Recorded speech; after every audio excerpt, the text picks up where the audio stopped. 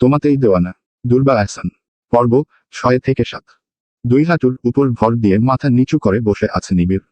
ভয় এতটাই গভীর যে মুখের রং লোপাট। সে কাপা গলায় বারবার বলছে, সরি, সরি চাচা, ভুল হয়েছে, আর হবে না। কিন্তু সামনে দাঁড়িয়ে থাকা মানুষটার প্রতিক্রিয়া পরিবর্তন হলো না। শক্ত, ঠান্ডা, অটল চোখ দুটো নিবিড়ের মাথার ওপর মরণের মতো ঝুলে আছে। কুহু পাশ থেকে দেখছে। বুক ধুকপুক করছে। সূর্যের রাগ সে আগে দেখেনি, আর এখন সেটা বাস্তব হয়ে দাঁড়িয়ে আছে তার সামনে। তার হাত শক্ত করে রুনার বাহু ধরে আছে। নিবিড় আবার বলল, আমি আমি ফোনটা ফেলে দেইনি ইচ্ছে করে। প্লিজ চাচা, প্লিজ। সূর্যের চোয়াল একটু শক্ত হলো। চোখ দুটো কিছুটা লালাভো। মুখে মাস্ক থাকায় বোঝা যাচ্ছে না পুরো প্রতিক্রিয়া কেমন। তুমি হাত তুলেছ আমার স্ত্রীর উপর। তার কণ্ঠ এত নিচু, এত স্থির যে নিবিড় কেঁপে উঠল। কুকুর নিঃশ্বাস আটকে গেল। স্ত্রী শব্দটা যেন তার কানে বারবার বাজছে। ক্যাম্পাস কেউ কথা বলছে না, কেউ নড়ছে না, যেন সবাই অপেক্ষায় আছে। এখন কি করবে সূর্য? সূর্য ধীরে ধীরে ঝুঁকে এল নিবিড়ের দিকে। ভয়ে মাথা আরো নিচু করে ফেলল নিবিড়। সূর্য তাকে কোনো আঘাত করেনি, ছয়নি পর্যন্ত। তবুও ওর ঠান্ডা দৃষ্টি নিবিড়কে বারবার নাড়িয়ে দিচ্ছে। আজ শুধু সতর্ক করলাম, আর একবার কুকুর সামনে আসার সাহস করলে। আর কিছু বলতে হলো না সূর্যকে। নিবিড় মাটিতে মাথা ঠেকালো। বুঝেছি বুঝেছি, আর হবে না এমন। বারবার একই কথা বলতে লাগলো সে। নিবিড় মাথা নাড়তে নাড়তে কাঁপছে। রাহা পেছনে পাথরের মতো দাঁড়িয়ে, চোখে আতঙ্ক। সে বুঝতে পারছে না নিবিড়ের এতটা ভয়ের কারণ।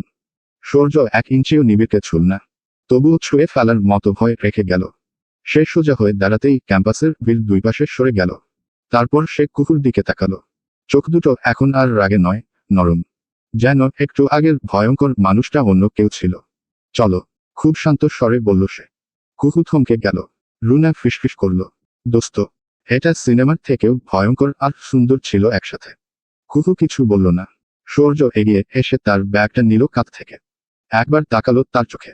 ঠিক আছো? কুকু শুধু মাথা নেড়ে হ্যাঁ বলল। সূর্য তার হাত হালকা স্পর্শ করে হাঁটতে লাগলো গেটের দিকে। কুকু দুকদম পা ফেলতেই বুঝতে পারল পায়ে ব্যথার তীব্রতা। শক্ত করে ধরে ফেলল সূর্যের হাত। সূর্য তৎক্ষণাৎ তাকে কোলে তুলে নিল। এগিয়ে গেল তারা। পিছনে রেখে গেল কতগুলো কৌতূহলী চোখ।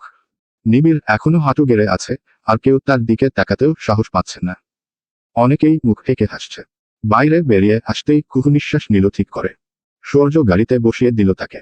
কুহু এতক্ষণ খুব মনোযোগ দিয়ে তার হার্টবিট শুনছিল। সিট বেল্ট বেঁধে দিল সূর্য। তারপর নিচু হয়ে বসল। পা দাও, ইতস্তত করল কুকু। সূর্য কয়েক মুহূর্ত দেখল। তারপর নিজে থেকেই কুকুর পা টেনে নিল। জুতো খুলে দিল। খুব সতর্কভাবে তার গোড়ালি হাতে ধরল। এখানে ব্যথা? কুকু মাথা নেড়ে বলল, না। এখানে? একটু। সূর্য তার দৃষ্টি নিচে নামিয়ে কিছুক্ষণ তাকিয়ে রইল। তার 2 হাতের মাঝে কুকুর পা মুচকেছে। কুকু পা সরিয়ে নিতে চাইল। তাতে যেন সূর্যের হাত আরো শক্ত হয়ে উঠল। সূর্য নিজের গায়ের কোট খুলে সেটাকে ভাঁজ করে কুশন বানালো এবং কুকুর পায়ের নিচে খুব যত্ন করে রাখল। উঁচু করে রাখলে রক্তের চাপ কমবে, ব্যথা কমবে। কুকু তাকিয়ে রইল তার হাতের দিকে। সূর্য পায়ের পাশে তার আঙুল রাখল, তাপমাত্রা দেখে নিল। গরম হয়ে যাচ্ছে। বাড়ি গিয়ে বরফ দিতে হবে। কুকু চোখ নামিয়ে বলল, এত সব করার দরকার নেই, আমি ঠিক আছি। কিন্তু কে শুনবে তার কথা? সূর্য উঠে এলো গাড়িতে। কুকুর অস্বস্তি তখন আকাশ ছুঁয়েছে। তার পায়ের নিচে সূর্যের কোট। সে তড়িঘড়ি করে কোটটা সরিয়ে নিল। ঝেড়ে সেটা নিজের কোলে নিল। সরালে কেন? এটার জায়গা পায়ের নিচে নয়।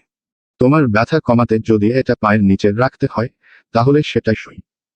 তাছাড়া আপাতত কিছু নেই পায়ের নিচে দেওয়ার মতো। কুকু আশপাশ দেখল। আসলেই কিছু নেই। তাই বলে কোট। সূর্যের গাড়িটা অদৃশ্য হয়ে যেতেই নিবিড়ের বুকের ভেতর চাপা কিছু হঠাৎ নড়ে উঠল। ভয়ে জমে থাকা সেই দমচাপা গরম ভাবটা এখন অন্য রূপ নিচ্ছে। অপমান, রাগ। নিবিড় উঠে দাঁড়াতে চাইল, কিন্তু হাঁটু এখনো কাঁপছে। হাত দিয়ে ঠেলতে হলো মাটিকে। রাহা এগিয়ে এল, হাত ধরতে চাইল। কিন্তু নিবিড় এক ছটকায় সরিয়ে দিল তাকে। ঠিক আছো?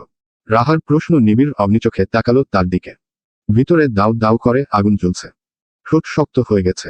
আমাকে অপমান করেছে, পুরো ক্যাম্পাসের সামনে। আর তুমি জিজ্ঞেস করছো আমি ঠিক আছি? রাহা কি বলবে বুঝতে পারছিল না। ততক্ষণের জায়গাটায় তারা ছাড়া আর কেউ নেই। নিবিড় ভাবতেই পারেনি কুকুরকে এভাবে সূর্য প্রোটেক্ট করবে। কুকুর প্রতি এত নরম কেন সূর্য? নিবিড়ের মনে হচ্ছিল তার কোথাও একটা চাপা কষ্ট হচ্ছে। কুকুরকে সে অন্য কারো পাশে সহ্য করতে পারছে না। আবার কোথাও একটা অহংকার। এই ভেবে যে কুহু তাকে ছাড়া আর কাউকে আপন করতে পারবে না। দুজন বাসায় ঢুকতেই কুহু নিজের ভারী নিঃশ্বাসটা আর চেপে রাখতে পারল না। পুরো পথ সে ঠিক ছিল, কিন্তু ঘরের নরম আলোয় দাঁড়াতেই তার পায়ের ব্যথা যেন হঠাৎ 3 গুণ হয়ে উঠল। সূর্য দরজা বন্ধ করল, তারপর ঘুরে দাঁড়াতেই কুহুর মুখটা দেখে থেমে গেল। ব্যথা বাড়ছে। কুহু মাথা নাড়ল। হ্যাঁ, একটু। একটু না। তুমি ঠিক করে হাঁটতেই পারছো না। সূর্যের চোখ কুহুর পায়ের ওপর আটকে আছে।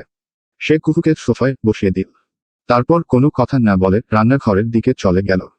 কুহু বুঝতেই পারল না কি করছে, শুধু দেখল সূর্য ফ্রিজ খুলে বরফ নিয়ে এলো, একটা পরিষ্কার কাপড়ে জড়িয়ে নিল। সে হাঁটু গেড়ে বসল কুহুর পায়ের সামনে। এই দৃশ্যটাই কুহুকে আরো অস্বস্তিতে ফেলল। লাগবে না। আমি নিজে করতে পারবো। খুশস। সে খুব ধীরে বরফটা কুহুর পায়ের ওপর রাখল। কুহু শ্বাস টেনে নিল। ঠান্ডা আর ব্যথা মিশে একটা ঝাঁকুনি উঠল শরীর দিয়ে। সূর্যের হাত কুহুর গোড়ালিতে। সূর্য কাপড়টা সরিয়ে পায়ের 5টা আঙুল দিয়ে চাপ দিয়ে দেখল কোথায় ব্যথা। ঠিক জায়গাটা পেয়ে গেলে কুহুর মুখ একটু কুঁচকে উঠল। সূর্য সঙ্গে সঙ্গে হাত সরিয়ে নিল। সরি। তার গলায় দোষী দোষী সুর। কুহু মাথা নাড়ল। বউ, তোমার পা এত নরম কেন? পুরো রসগোল্লার মতো। হঠাৎই বলে উঠল সূর্য। তার মুখে হাসি। কুহু ভ্যাবলার মতো চেয়ে রইল। রসগোল্লার মতো? হ্যাঁ, এই দেখো। বলেই আলতো করে টিপল সে। কুহু ব্যথার মাঝেও সূর্যের এহেন কাণ্ডে হেসে ফেলল। এবার বড়সড় এক কাণ্ড করে বসল সূর্য। কুহু হয়তোবা জীবনে কল্পনাও করেনি এমন কিছু। সূর্য একটু ঝুঁকে কুহুর পায়ে একটু উপরে তুলল। হালকা করে প্রেস করে আলতো চুমু দিল পায়ে। কোনো মতে সূর্যের হাত থেকে নিজের পা ছাড়িয়ে নিতেই কুহু হঠাৎ থমকে গেল। ব্যথার জন্য নয়, সামনে যা দেখল তার জন্য। সদর দরজার ঠিক মাঝখানে দাঁড়ানো হুইলচেয়ারের ওপরে রাবেয়া বেগম। চেয়ারের পেছনে হাত রেখে দাঁড়িয়ে আছে আনিশা। দুজনেই তাদের দিকে তাকিয়ে আছে। সূর্য প্রথমে বুঝতেই পারল না কুহু কেন এমন ছটকা দিয়ে সরে গেল। সে ভেবেছিল কুহু হয়তো ব্যথা পেয়েছে, তাই চমকে উঠেছে। কিন্তু কুহুর চোখের দৃষ্টি অনুসরণ করে যখন দরজার দিকে তাকালো, তার নিজের মুখও শক্ত হয়ে গেল এক মুহূর্তে। মায়ের চোখে যে রাগ জমে আছে, সেটা দূর থেকে দেখেও বোঝা যায়। আনিশা রাবেয়ার হুইলচেয়ারটা ঠেলে ভেতরে নিয়ে এলো। সূর্যের ঠিক সামনে এসে থামল। কি হয়েছে পায়ে? আনিশা জিজ্ঞেস করল। কুহু দ্রুত নিজেকে সামলে নিল, যদিও হাত দুটো হালকা কাঁপছিল। সে শান্ত গলায় বলার চেষ্টা করল। মুচকেছে। রাবেয়া বেগমকে কুহু মাত্র 2বার দেখেছে। তাও নিবিড়ের জন্য। প্রতিবারই ভদ্রমহিলাকে কুহুর বেশ কঠিন আর রাগী লেগেছে। কেউ কথা না বললেও তার চোখ মুখ সবসময় একটা কঠোর ছাপ থাকত। সেই 2বারেই কুহু একদম চুপচাপ বসেছিল, যেন একটু ভুল করলে রাবেয়া তার প্রতি রুষ্ট হবেন। নিবিড় সবসময় পাশে থাকত, তাই রক্ষা। সেই অভিজ্ঞতা থেকেই কুহুর মনে হয়েছিল রাবেয়া তাকে পছন্দ করেন না। আজ হঠাৎ এখানে তাদের সামনের রাবেয়াকে দেখে সে বুঝতেই পারছিল না কিভাবে আচরণ করবে। তার মনে হচ্ছিল যেন কোনো পরীক্ষার হলে দাঁড়িয়ে আছে। মা। সূর্য কিছু বলতে শুরু করেছিল, কিন্তু রাবেয়া হাত তুলে সরাসরি তাকে থামিয়ে দিলেন। তার মুখে অভিমানের রেখাটা দেখলেই বোঝা যায় তার ক্ষোভটা একদিনের নয়। এত বড় সিদ্ধান্ত ছেলে নিল, অথচ তাকে কিছু বলল না। এটা তাকে ভীষণ কষ্ট দিয়েছে। আর এত বছর পর দেশে ফিরে ছেলেটা আগে তার কাছে না এসে অন্য কোথাও চলে যায়। এটাও তার মনে দাগ কেটেছে। রাবেয়ার চোখের সেই অভিমান দেখে কুহুর বুকের ভেতরটা শুকিয়ে গেল। সে আতঙ্কে হঠাৎ দাঁড়িয়ে পড়ল। আর দাঁড়ানোর সঙ্গে সঙ্গেই ব্যথা চেপে রাখতে না পেরে মুখ বিকৃত হয়ে গেল তার। রাবেয়া সঙ্গে সঙ্গে তাকালেন। তোমাকে দাঁড়াতে কে বলল? ঠান্ডা গলায় বললেন। না না, মানে। কুহু বুঝতেই পারছিল না কি বলবে। কথাগুলো আটকে আটকে আসছিল। রাবেয়া ভ্রু কুঁচকালেন। বিরক্তির সুর গলায় স্পষ্ট। তোতলাচ্ছ কেন? দাঁড়াতে বলেছি আমি তোমাকে। না না। কুহুর কণ্ঠ কেঁপে উঠল। সে আনিশার হাত শক্ত করে ধরল। আনিশা কুহুর এই অবস্থা দেখে মুচকি হাসল। অনেকটা কষ্ট করতে হলো তাকে হাসি থামাতে। মেয়েটা তাকে এত ভয় পাচ্ছে। সূর্য স্পষ্ট দেখতে পেল মায়ের সেই গোপন মমতা। তার বুক হালকা হলো। এখনো দাঁড়িয়ে আছো কেন? বসো। ধমকে উঠলেন। কুহু কাদো কাদো মুখে বসে পড়ল। চোখ তুলে তাকানোর সাহস দেখাতে পারছে না। সূর্য কুহুর ভয়াতুর মুখ দেখে পরিবেশ স্বাভাবিক করার চেষ্টা করল। সে আচমকাই রাবেয়ার পায়ের কাছে হাঁটু মুড়ে বসল। ঠিক যেমন ছোটবেলায় কোনো ভুল করলে ক্ষমা চাইতে বসত সেরকম। রাবেয়া তাকালেন না তার দিকে। মুখ ফিরিয়ে রাখলেন অন্যদিকে। এখনো রাগ ধরে থাকবে? সূর্য ধীরে মায়ের হাত দুটো নিজের হাতে নিল। সেগুলোতে বয়সের দাগ পড়েছে, তবু সূর্যের কাছে এই হাতই পৃথিবীর সবচেয়ে নিরাপদ। সে হাতের পিঠে ঠোঁট ছোঁয়াল। রাবেয়া মুখ ফেরানো অবস্থায় ছিলেন, কিন্তু সূর্যের অমন আচরণে তাকাতে বাধ্য হলেন। সূর্য সরল মুখে বলল, দেখো তোমার জন্য কত মিষ্টি দেখতে একটা বোমা এনে দিলাম, তারপরেও রাগ করে থাকবে? সূর্য মায়ের হাত দুটো আলতো করে ঝাঁকাতে লাগলো। রাগ ভাঙাতে তার শিশু বয়সের অভ্যাসগুলো যেন আবার ফিরে এলো। রাবেয়া আর চেপে রাখতে পারলেন না। মুখে হাসি ছড়িয়ে পড়ল। সূর্য তখনই তাকে জড়িয়ে ধরল। দীর্ঘদিনের অভিমান আর দূরত্বের পর মা ছেলের দূরত্ব মিটল। কুকু বিস্ময়ে তাকিয়ে রইল। তার মনে হলো যেন কেউ বুকের ভেতর চাপা ধুলোমাখা একটা ইচ্ছে আলতো করে ছেড়ে দিল। মায়ের আদর। কত বছর সে এমন দৃশ্য দেখেনি, পায়নি। তার চোখ চিকচিক করে উঠল। সূর্য কিছুক্ষণ মায়ের সাথে থেকে উঠে দাঁড়ালো। কুকুকে চুপচাপ ওভাবে তাকিয়ে থাকতে দেখে রাবেয়া একটু চোখ কুচকালেন। এই মেয়ে, কি দেখছো ওভাবে? কুকু তড়িঘড়ি বলে ফেলল, কিছু না, দাদিমা। উপস্থিত বিস্ফোরিত তিনজোড়া চোখ মুহূর্তেই তার দিকে ঘুরে গেল। কুকু এভাবে সবাইকে তার দিকে তাকাতে দেখে অনেকটাই ভয় পেয়ে গেল। কি হলো? এভাবে দেখছে কেন সবাই? উত্তর খুঁজতে গিয়ে খুঁজে পেল এক্ষুনি সে কি বলেছে। শাশুড়িকে দাদিমা। জিভ কামড়ে ধরল। কি করলো এটা? রাবেয়া তো এখন তার শাশুড়ি।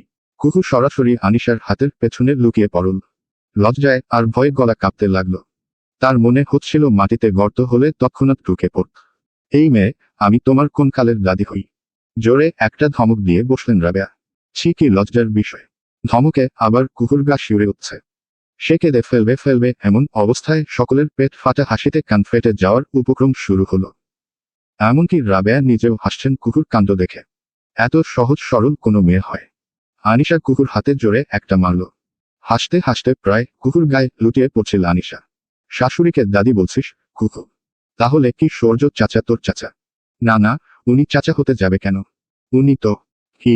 সূর্য প্রশ্ন করল। কুকু একদম চুপ করে গেল। রাত অনেকটা পেরিয়ে গেছে। ঘরের আলোটা জ্বালানো। বাইরে হালকা বাতাসের জানালার পর্দা নড়ছে। সারাদিনের অস্থিরতার পর অবশেষে একটু শান্তি নেমে এসেছে ঘরে। কুকু বিছানার একপাশে পা মুড়ে বসে আছে। পায়ের ব্যথা কমেনি, হাঁটলে এখনো টানে। সূর্য বারবার বলেছিল তাকে টিপে দিতে, কিন্তু কুকু সারা সন্ধ্যা ঠিক আছে, লাগবে না বলে এড়িয়ে যাচ্ছিল। এতক্ষণে তার মুখ দেখে বোঝাই যাচ্ছে ব্যথার চাপ বাড়ছে। সূর্য তোয়ালে আর একটা ছোট বাটিতে গরম পানি এনে বিছানার পাশে বসে পড়ল। দাও পা। কুকু একটু চমকে তাকালো। না না, এত কষ্ট করতে হবে না। আমি ঠিক আছি। তুমি ঠিক আছো মানে? মুখ দেখেছ নিজের, পুরো টান মেরে আছে ব্যথায়। দাও, ঝামেলা করো না। অস্বস্তি লাগবে। কিসের অস্বস্তি? কুকু আর কিছু বলল না সূর্যের মুখ দেখে। শুধু আস্তে করে পা এগিয়ে দিল। সূর্য গরম পানিতে ভেজানো তোয়ালেট চেপে তার গোড়ালিতে রাখতেই কুকু শ্বাস টেনে নিল। গরমের ছোঁয়ায় ব্যথাটা একটু নরম হলো। সূর্য হাত দিয়ে তার পায়ের পাতা আলতো করে মালিশ করতে শুরু করলো। চাপটা না জোরে, না হালকা। ঠিক যতটা হলে ব্যথা কমে। কুকু তাকিয়ে দেখল সূর্য কত মন দিয়ে করছে। তার ভ্রু কুঁচকে আছে মনোযোগে, আর মাঝে মাঝে সে কুকুর মুখ দেখে চাপটা কমাচ্ছে বা বাড়াচ্ছে। যেমন করে কেউ আপনজনকে যত্ন করে, ঠিক তেমন। কিছুক্ষণ পর কুকুকে শুইয়ে দিল সূর্য। গায়ে কাঁথা জড়িয়ে দিয়ে সে পানির বাটিটা নিয়ে চলে গেল। কুকু আলতো করে ঢুকে পড়ল কাঁথার নিচে। তার মনে প্রশ্ন জাগে, লোকটা কেন তাকে এত কেয়ার করে? ভালোবাসে। হ্যাঁ, ভালোবাসে। কিন্তু কবে থেকে? জিজ্ঞেস করবে? না, এত সাহস তার নেই। এসব ভাবতে ভাবতে ঘুমে চোখ বুজে আসে তার। যখন ঘুমে প্রায় তলিয়ে যাবে ঠিক সেই মুহূর্তে অনুভব করলো পেছনে থেকে তাকে কেউ শক্ত করে জড়িয়ে ধরেছে নিজের বুকে। ঘাড়ে নিঃশ্বাস ফেলছে। কুকু হালকা নড়ল কিন্তু স্থির রইল। জড়িয়ে রাখা মানুষটার কাছে তার কোনো ভয় নেই। সূর্য কুকুর খুলে রাখা চুলের নাক ঘষতে লাগলো। তার এক হাত কুকুর পেট জড়িয়ে ধরেছে, আরেক হাত গলার কাছে। জোরে একটা নিঃশ্বাস নিয়ে চুমু খেল সে চুলে। চলবে।